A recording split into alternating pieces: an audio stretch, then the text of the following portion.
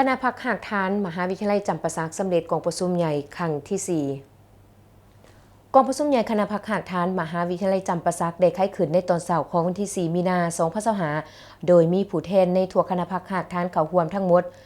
197สหายยิ่ง64สหายบรรดาผู้เข้าร่วมกองประชุมได้ยกสูงความรับผิดชอบและระเบียบวินัยในการสุมใส่สติปัญญาเฮ็ดให้กองประชุมดำเนินไปด้วยบรรยากาศเฟื่อเฟือนมีผลสำเร็จอย่างสง่างามตามจุดประสงค์เป้าหมายของกองประชุมที่ได้กำหนดไว้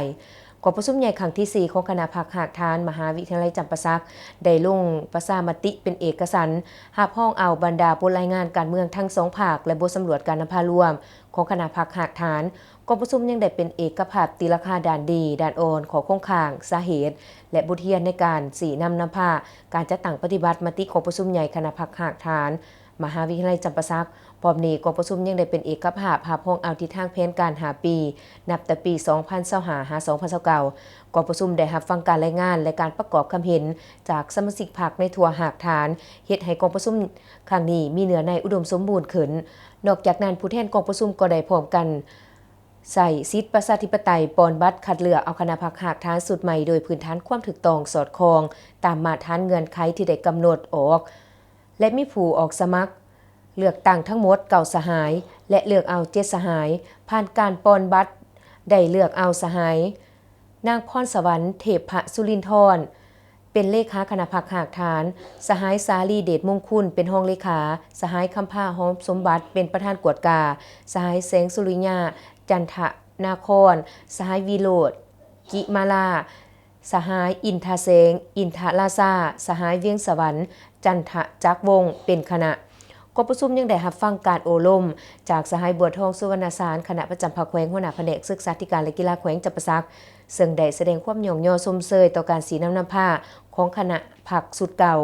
และได้สีน้ำผ้าพนักงานสมาชิกพรรคปฏิบัติหน้าที่การเมืองในระยะ5 ปีผ่านมาและชมเชยบรรดาพนักงานสมาชิกพรรคที่ปฏิบัติหน้าที่การเมืองและญาติมาได้ผลงานสำเร็จในหลายด่านพร้อมกันนั้นยังเป็นห่วงเป็นใยตัวด่านอ่อนและของโครงข่าง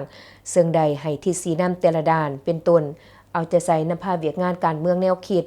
เอาใจใส่นำพาก่อสร้างและปรับปรุงพรรคให้เข้มแข็งทั้ง3ด่านเอาใจใส่สีนำพาต่อรัฐและนำพาองค์การจัดตั้งมหาชนอย่างแข็งแรงเอาใจใส่ปรับปรุงความสามัคคีเป็นเอกภาพภายในพรรคเอาใจใส่นำพาปฏิบัติหน้าที่เวียกงานที่เฉพาะให้เข้มแข็งและเอาใจใส่รักษามุนเสือแห่งผลสำเร็จอันโดดเด่นที่ญาติบ่ได้พร้อมทั้งเสื่อมันโตคณะพรรคสุดใหม่สืบต่อนำพาจัดตั้งปฏิบัติมติของประชุมใหญ่ให้มีผลสำเร็จตามระดับขาดหมายที่ได้กำหนดไว้